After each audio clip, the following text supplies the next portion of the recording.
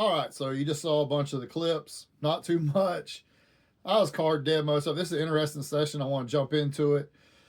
Um, First thing I want to do is I was talking to a guy. He was in a Bulls hat. You know who you are. I appreciate you subscribing. Everybody that subscribes and watches this, I really do appreciate it. It really does help my overall dreams that I have.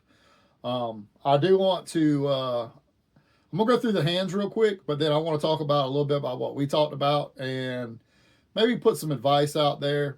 Might help him, but I just think it's good advice. Kind of explain some of the dynamics going on in these type of games. So let's jump into the hands early on.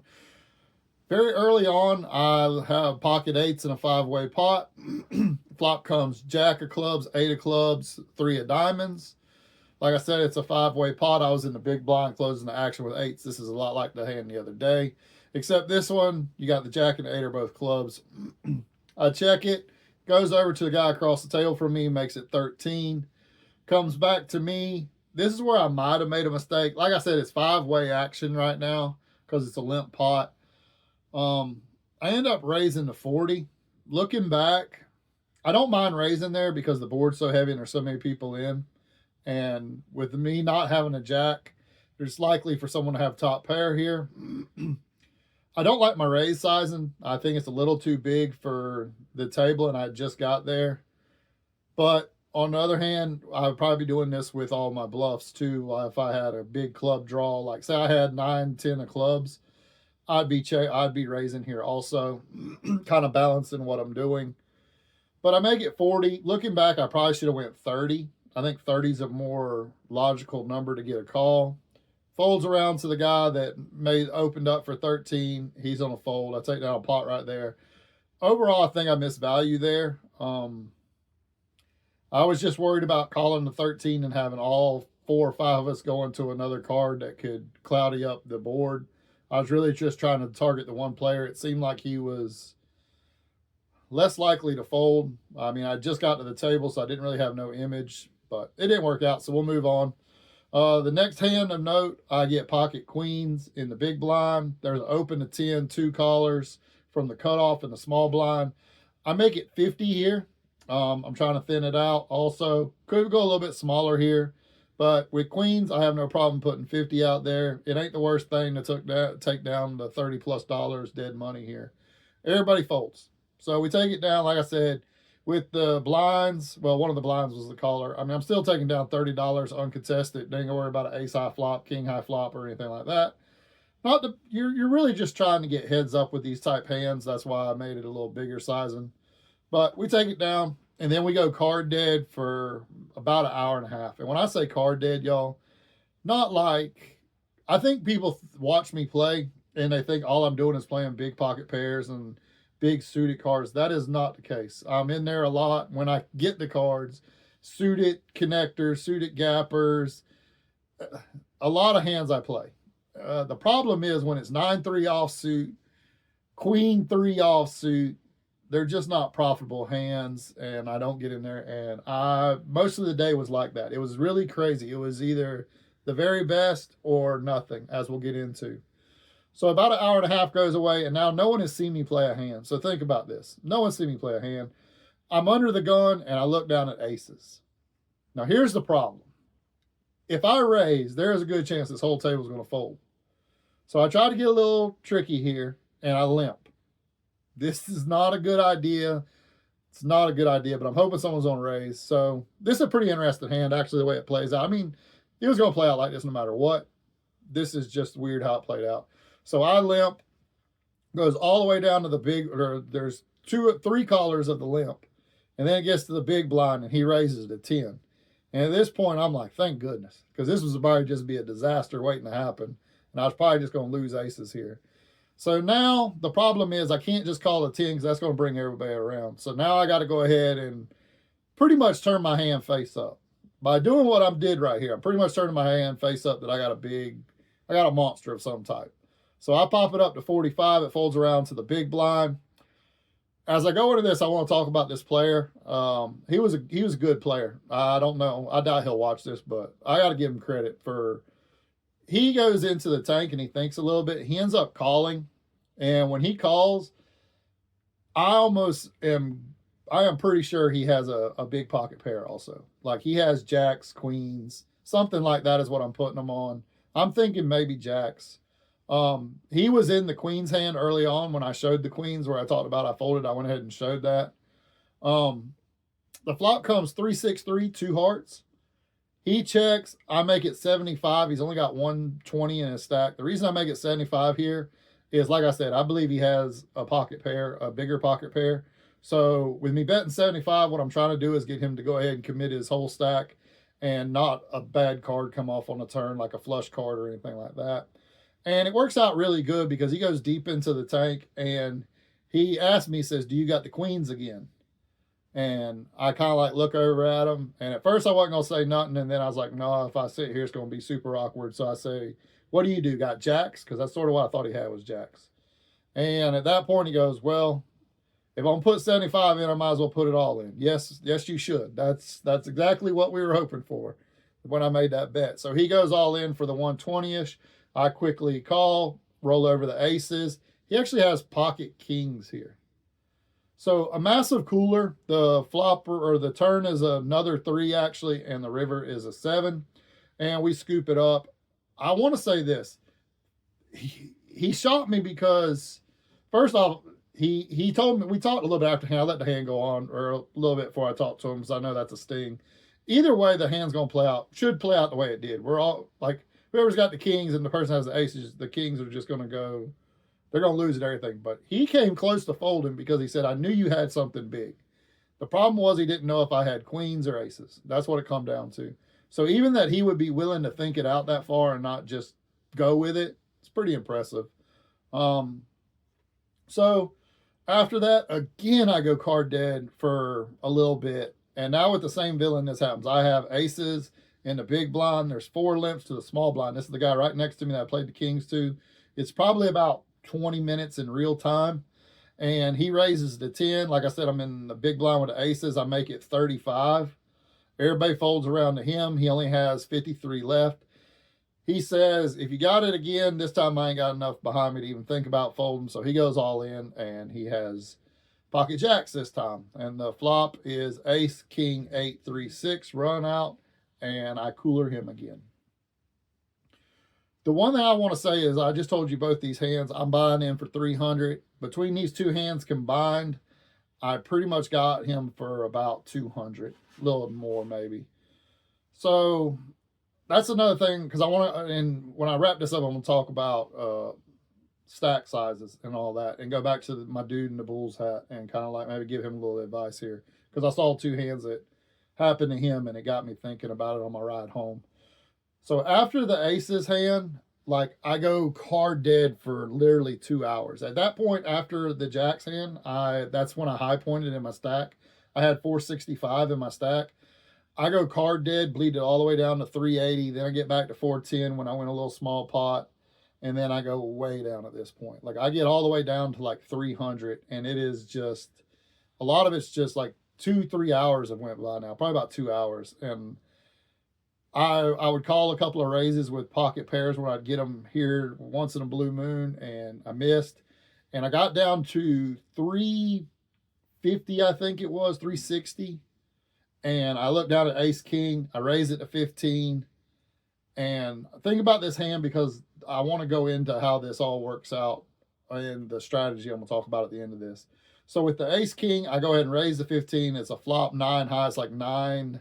I want to say it was like 9-6-5. I go ahead and continue on this board for 15. I got 2 callers pre-flop. So it's 3 of us to the flop. I go ahead and try to take a stab at it with the 15 on the flop. Both guys call. At that point, I shut down on the turn. The turn goes check all the way around. River, I think about taking another stab at it, but it's hard to represent an overpair at this point. And these guys have just been sticky all day. So I go ahead and check. I end up losing to ace 9. The other guy had ace 6. It's just frustrating sometimes. But, I mean, that's poker. And in that hand, I lose 30, so now I'm down to like 320. I think I get down to about 300 when this next hand comes about. And I raise, or the guy's by Levy's, he's like putting his chips in his rack and everything. He raises the 15. He's been kind of a tighter player. When he raises the 15, I definitely know he has a hand. I look down at pocket queens. I need to go ahead and isolate him.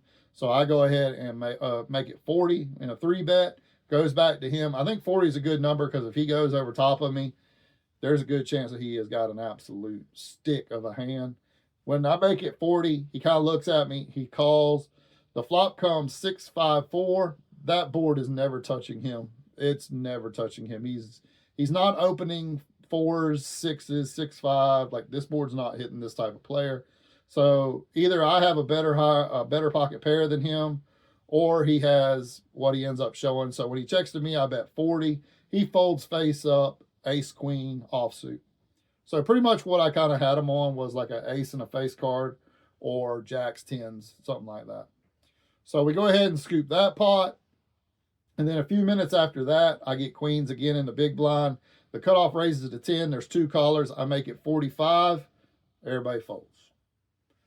So at this point, to be honest with you, and I hate to admit this, it was either I got a huge pocket pair, or I was completely card dead and couldn't get no cards. I was not getting suited gappers. I was not getting suited connectors.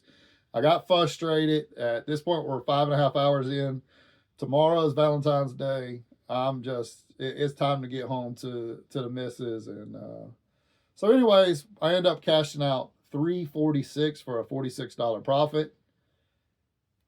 Just card dead.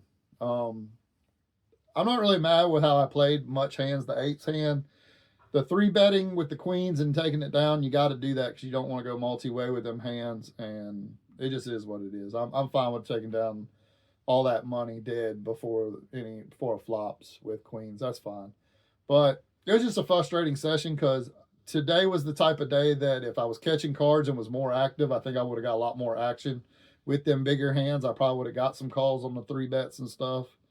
But to absolutely cooler a guy aces the kings and then get him again, aces the jacks, and only walk out of there with a $46 profit is definitely frustrating. And that's what I'm going to go into a little bit of strategy. To my guy in a Bulls hat, I'm going to share something with you. The 1-3, well, it's 2-2 there, but people buying in from 60 to 300. There's power with having to buying in for the max. I watched you play 2 hands. First off, before I go into that, you asked me a couple of questions, and the only reason I'm gonna say what I'm about to say and tell you what I'm about to say is because I could tell by the questions you asked me, and I'm gonna talk about one of them real quick. Is like you're thinking, you're starting to turn that corner, and one of the questions he asked me was, do I have what is called a stop loss? Like, at what point do I get up and walk away from the table? And I'll tell you how I answered it. Usually 2 buy-ins, but usually if I've lost 2 buy-ins, I'm not playing good poker at that point. I'm probably a little frustrated, a little tilted like I was today. That's why I ended up leaving today. It's the stop loss is 2 buy-ins normally, but like I told him, if the game is amazing, I'm gonna stay because I know the ability is there to win it.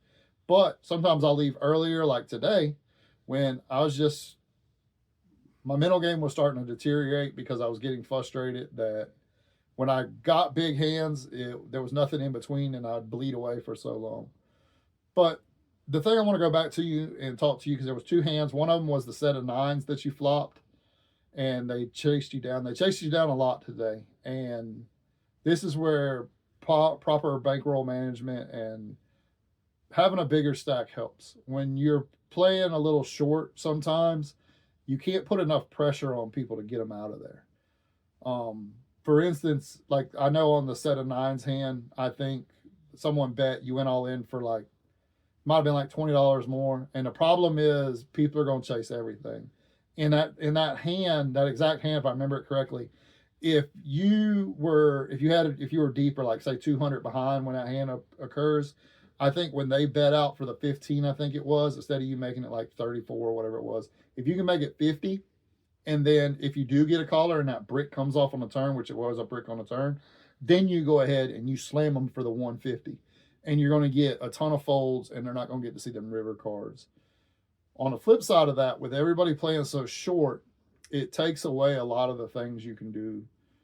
And like barreling. And what I mean by that is I go back to the ace king hand I told you about. If people are a little deeper, you can set up things where you can make bets on the flop, the turn, and then put max pressure on the turn or the river with big bets. The problem is a lot of times when you have so many people playing shallow in a hand, especially when it's going multi-way, is someone's going to say, well, screw it. I only have 20 behind. You ain't going to bluff me off the, 30 I put in there. And that makes it really hard to do a lot of the bigger concepts in poker. The other night I was talking to a friend of mine, and when I go out to Mississippi, if I make it out there, which I'm pretty sure I am, I want to sit down and have a conversation with him and bring to y'all to kind of explain some of how some of this works in the lower stakes games. All of us watch these high stakes games on TV and stuff, and they're running all these crazy bluffs and stuff, and that stuff's just not going to work at these low stakes because of the stack size dynamics. Every time I go in there, I'm on max buy-in. I'm gonna buy in for the 300. But to be honest with you, in the last 4 sessions, I think at best there's 2 other people around 300 or above or playing that deep.